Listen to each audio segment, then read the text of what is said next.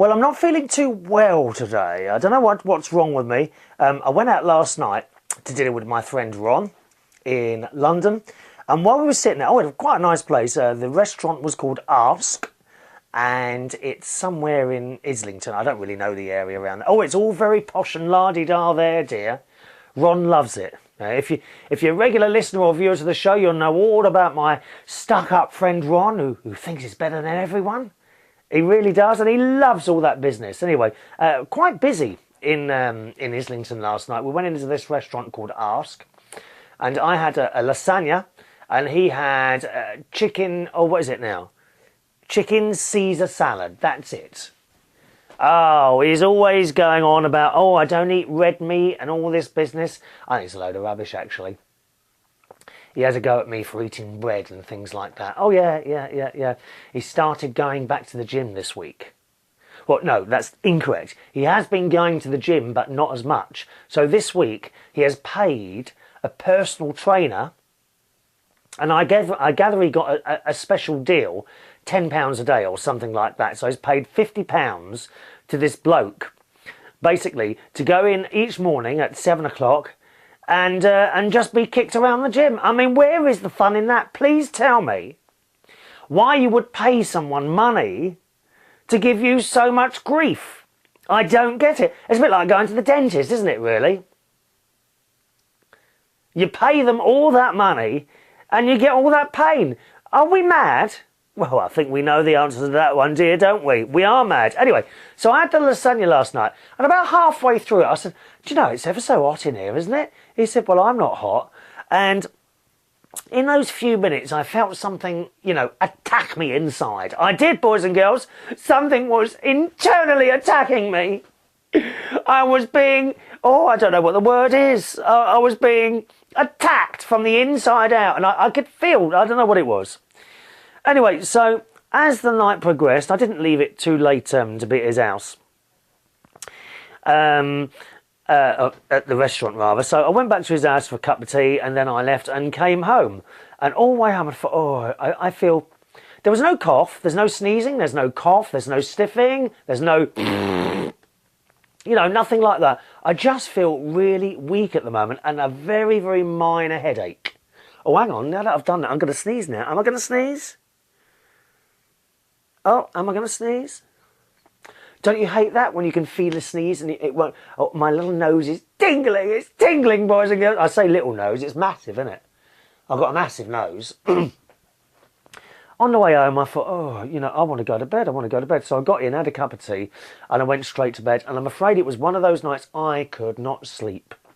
Although you say that.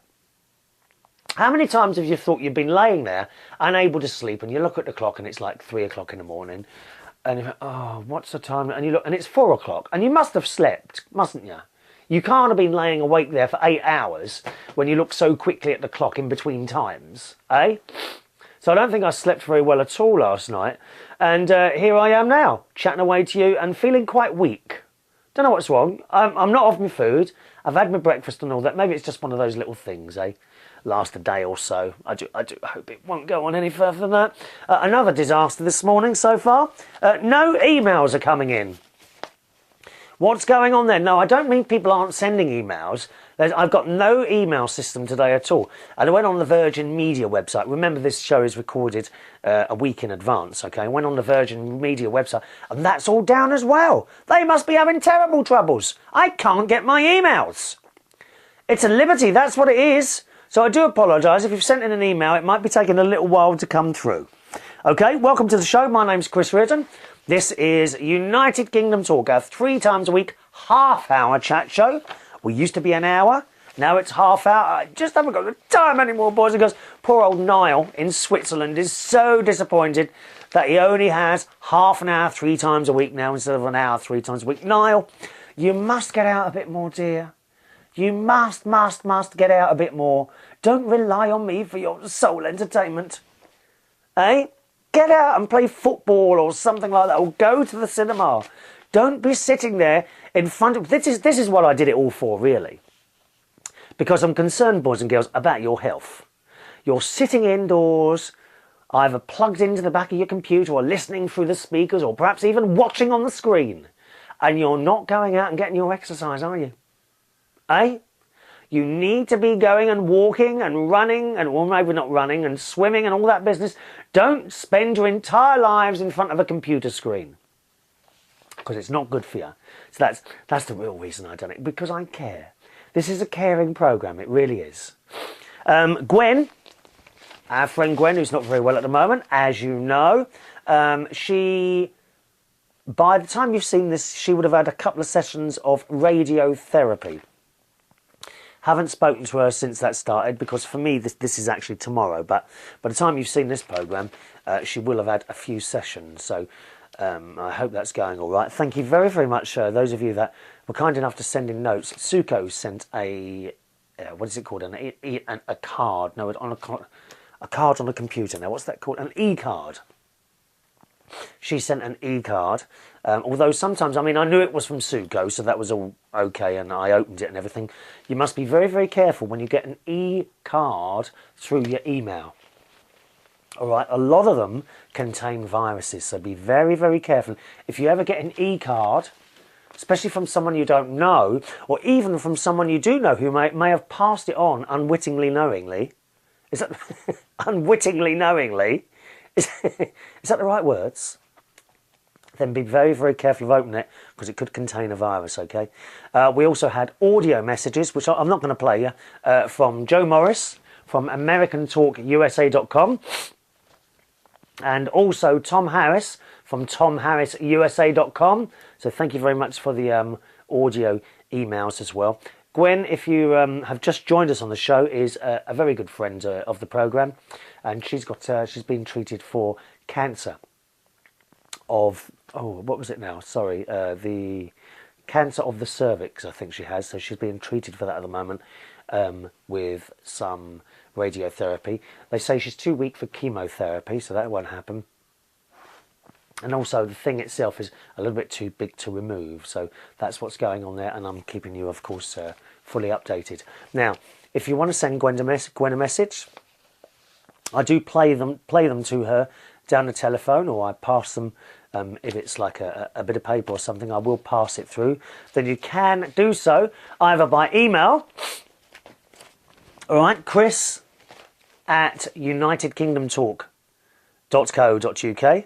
All right, chris@unitedkingdomtalk.co.uk, or you can do it by text message on your mobile phone, and the text number is 07815. This is if you're in the UK, 907 896. Once again, the text message if you're in the UK, 07815 907 896. If you're outside the UK, you can do so as well. Text message on. Dial your international access code, followed by 447815 907 896. Once again, your international access code, 447815 907 896. There is also a postal address if you want to send Gwen a Get Well card perhaps, and that is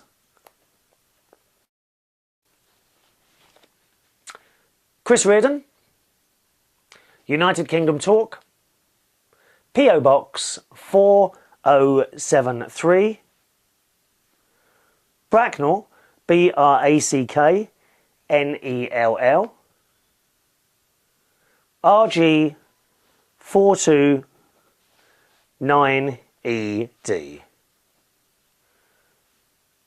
Once again, Chris Reardon, United Kingdom Talk, P.O. Box 4073,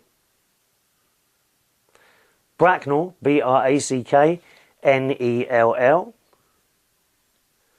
RG 429ED. And put it at the bottom, United Kingdom, and I shall make sure they get to her. All right, so that's the news of Gwen. Jason and his hip operation. Lots of people having bits and pieces done to them at the moment. Jason recently had a hip replacement operation. He's doing quite well. Unfortunately, I keep going down there, and then we have a bit of a pig out. I generally go down to the chip shop and we get sausage and chips. And either baked beans or mushy. Baked beans for me and mushy peas for him. Mushy peas are the worst thing ever, aren't they? How can people sit there and eat mushy peas? I don't know. And that's followed usually by ice cream and chocolates. And then I just sit on this settee and fall asleep while we put the world to rights. Okay, so Jason's doing all right as well. So that's the news at the moment. Katie news. Katie the cat. Very strange. Katie has moved into the shed in the garden, and I don't know why. Why has she moved out of the kitchen, which is attached to the house? She now has to cross across the garden and is in the shed. Now, if you were with the show, I don't know, nearly a year ago now, you will have known that I used to have another cat, Tiny. She lived in the shed. She died in January. And the shed's been empty. And Katie has always lived in the kitchen. She's never lived in the shed. But in the last couple of weeks, I've noticed she's now sleeping in the shed. Anyone know why that would be? Susan, our top-class cat lover and cat looker after her. She looks after the big ones, tigers and lions. Can you tell me why that is? Why has she moved out of the kitchen and into the shed? Because in the kitchen, she's got a wonderful little soft duvet and chairs to sit on. And her food's in there as well. So why on earth has she decided to move out of the kitchen and into the shed? Does anyone know why that is? Have I done something wrong? Have I upset my baby little girl? Have I made her unhappy? Let me know if you know the answer to that, okay?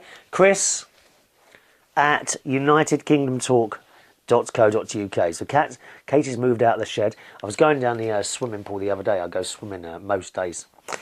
And there was a man with 5 beautiful Alsatians.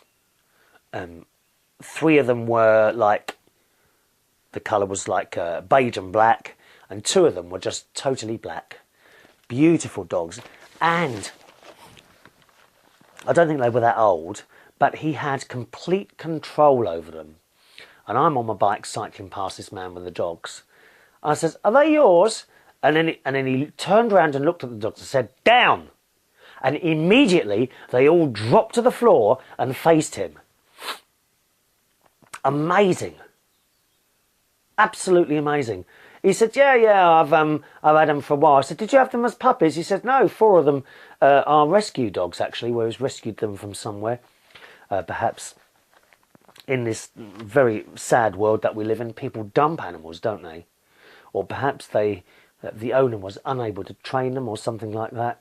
And then while he was talking to me, one kind of got up a little bit. I said, "Down!" and dropped straight to the ground again. Absolutely amazing. I must have been standing there for 15 minutes talking to this chap about dogs. And I said, "How on earth do you do that?" And he said, "You've got to be strict with dogs." He said, "The trouble is, what people do, one day they can be bothered to be strict. And then the next day, they can't be bothered. And that's where the animal gets confused. So, if you're gonna teach a dog to sit, on Monday, it's no use on Monday saying sit and keep doing it. Sit and keep doing it until the dog sits down. And then on Tuesday, you go sit, the dog doesn't sit down, and then you say to yourself, "Oh, I can't be bothered."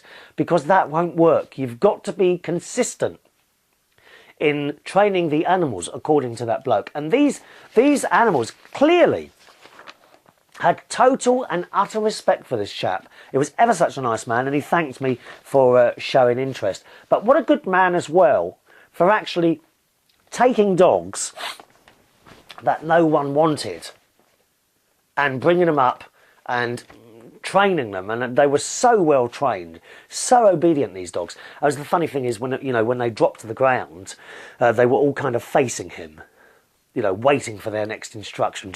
Just amazing, that. Just amazing. So I thought I'd share that one with you. I've been very good this week. I have, are you ready for this? Cleaned the windows.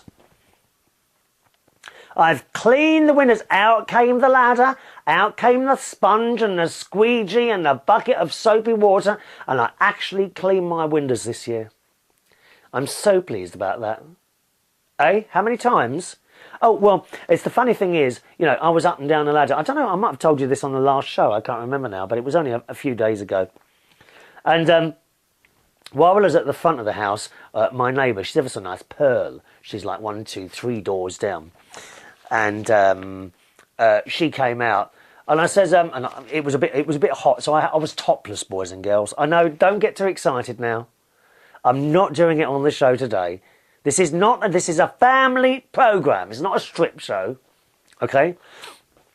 So I'm up this ladder in a pair of jeans and no top, and she says, "All right, Chris." I said, "Oh," I said, "I was." She said, "What's up?" I said, "What's happened to this body? Look at it. You know how it was 10 years ago when I was out here topless." She said to me, "Oh, well, we all go south, don't we?" She said to me, and I said, "Well, your two boys don't, do they?" She said, "Well, they do window cleaning." I said, "Yeah, I've done these 3 times this year and I don't look anything like her sons." "Oh, it's not fair, is it?" I mean, how much exercise do you have to do, for God's sake? So there we are. Cleaned the windows. I hoovered under the bed. I know, you don't think that I'm a dirty person. I did hoover under the bed. So I've been very, very busy this week. And also, as part of my exercise regime, the other day, I did 20 sit-ups. I'm very proud of that. 20 sit-ups, dear. It's not bad, is it? So that's my news. There's a few little bits of news there. I've also done DIY today. No, that was a couple of days ago. I put a phone on the wall in my bedroom. Now, for years, I've got my bed light is at one end of the bedroom. Next to it is a cabinet. And on that cabinet sat the phone. But the wire is plugged into the wall on the other side of the bed. And often, you know, if I wanted to move the bed out, I'd have to unplug the phone because it was so short. You know, why is it with all these appliances they give you such a short piece of wire, don't they? Huh? Why is that? It's your fault. I'm sure it's your fault. Anyway, so I thought I'm going to put that on the wall today. I had nothing to do and I got the drill out and it needed 2 holes to put the phone out. Now, you know, I'm not one for DIY, dear. I'm not usually one for DIY, but I don't think I've done too bad. Although it needed 2 holes, I actually managed to get it on with 3. So there were 3 holes altogether, 2 of which I used, and one which was slightly off. Okay, but it doesn't matter because the phone covers that other hole. So there we are.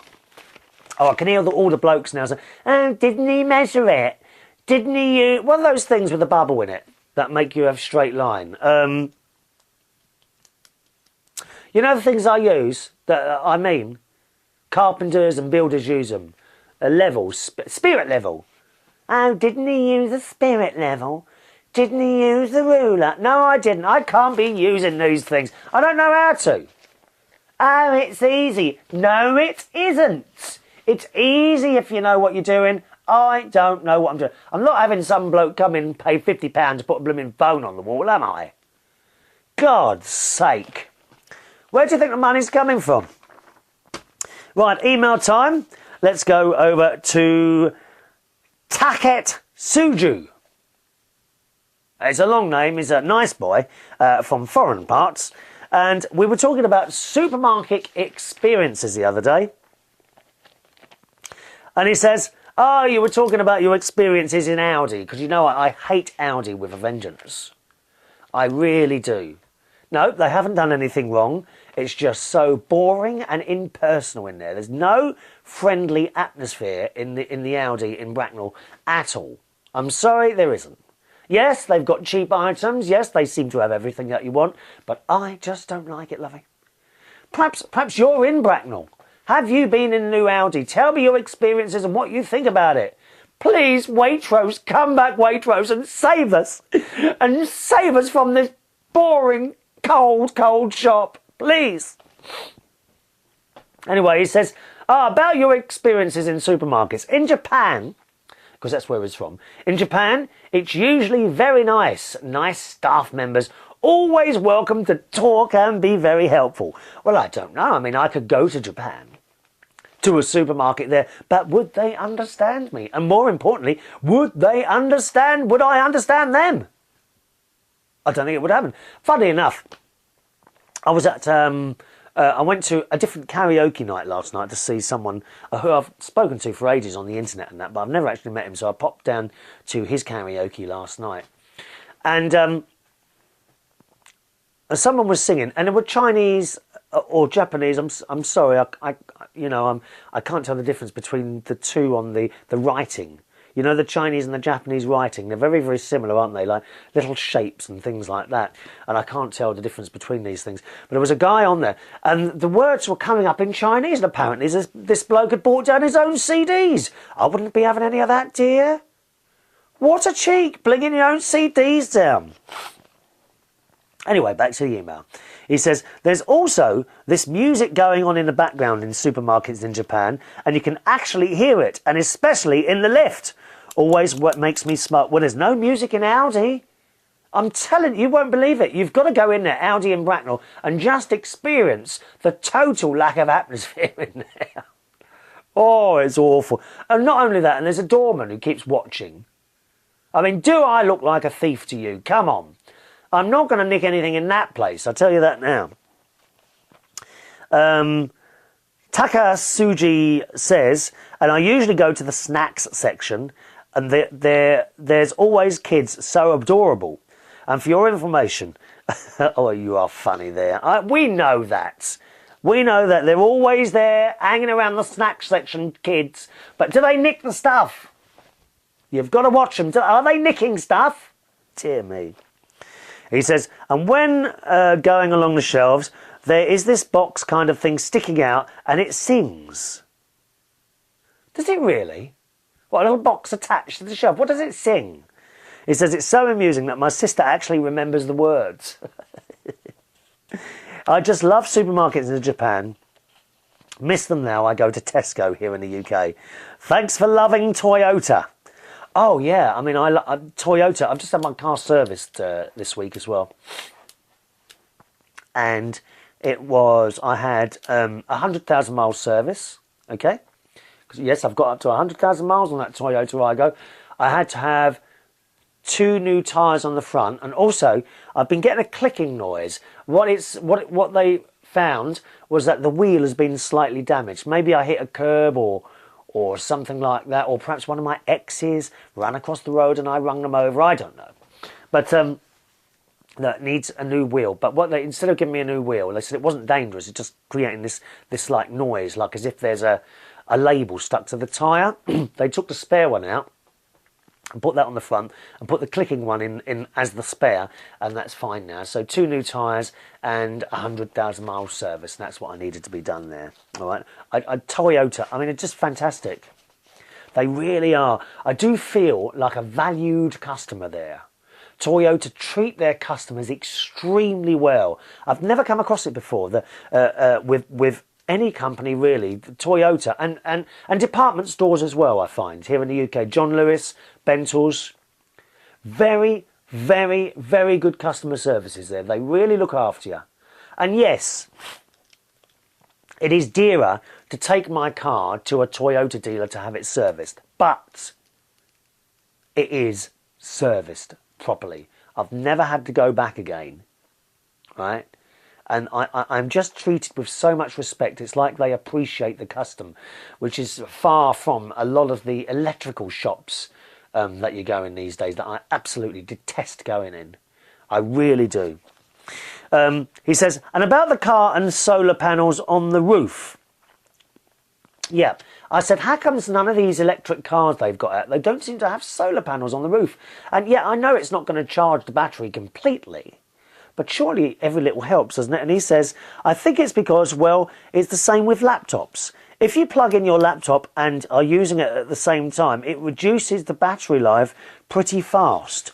Well, I didn't know that. Didn't know that, my friend. He's also had a little bit of bad luck there. He's been in Catford, which is in South East London, and he says, I was using one of the ATM machines in Catford, and 2 guys from behind did their stuff and took my debit card. I was going shopping with the card, so I cancelled it, and borrowed some money from my friends. I'm sorry, I can't say your name, can I? Taket Suji is actually in Guildford, which isn't too far away from Bracknell, is it? You're not too far away from Bracknell at all. I'll have to meet you in a Starbucks sometime for a cup of tea, and I can bring my recording equipment down. He says, while he was at the machine, a guy tapped him on the shoulder, so he turned. There was another person there as well who quickly pressed the cancel button on the machine, grabbed the card and rung. I told them to give it back, and they started giving me rubbish about how I'm picking on them and being racist. Oh, please. I mean, it's anything to get away, isn't it? Awful. I cried so much after they run away. Oh, I'm sorry, my darling. Don't be crying about people who shout out racist things because they don't know better, I'm afraid. You know, they live sad little lonely lives, and they think they're better than everyone else, and they're not. We're all the same in this world. He says, it was the first time something like this happened to me. Luckily, my friend was there to calm me down, and I was still in the middle of the street. Well, I mean, you know, I know they got your card and that, but, you know, it could have been a lot worse. It could have been an awful lot worse. I have to say to you, I do use bank machines. Not to take money out, I usually put my wages in a bank machine, and I always, before I even put that card in a machine, I stop and I look all around me. I really do, and you must do that before you start putting cards and things in machines, all right? Do be very, very careful when you're using these things, or better still, don't use them. Go into the bank if possible. I just use them for convenience, but really, I say I use them to put money in. Actually, I do that very rarely. I usually go all the way into the bank, and then you can go in the doors and then put it in the machine within the bank itself, and you're not going to get any trouble in there, are you? Well, I hope. All right, so thanks for that. Thanks for writing that in. Anyone else ever had their bank card stolen at a machine or anything like that? Do let us know. chris@unitedkingdomtalk.co.uk. Now, one from Suko here. Suko's moaning, everyone. Now, we're not going to have time to read all of this email, so I'll do the other half on the next show. But Suko is moaning. Suko in New York. She says, referring to my email to you on the 19th of September, sculp. Now, I didn't know what a sculp is. She said the word is shelp, pronounced shelp or slelp, with sh sound at the beginning. She says, what kind of Jew are you? I'm not a Jew, am I? Foolish woman. I'm not a Jew, I'm Roman Catholic. So I'm not surprised I didn't know that word. Well, I mean, why don't you go the whole hog and start writing your letters in Hebrew? I won't have a clue what's going on then, will I? Oh dear. She says, which refers to what I did. Oh, what is it again? Shelp refers to what I did with the 7 unwidely cans of baked beans I tediously dragged to the UK. Yes, I shelped them to you, Mr. Reardon. I don't know, what is she moaning about? Shelp means to carry, lug, to shelp an umbrella on a sunny day, to move slowly, awkwardly or tediously. For example, we shelped from store to store all day long. And also shelper, someone or something that is tedious, slow or awkward. So are you a shelper?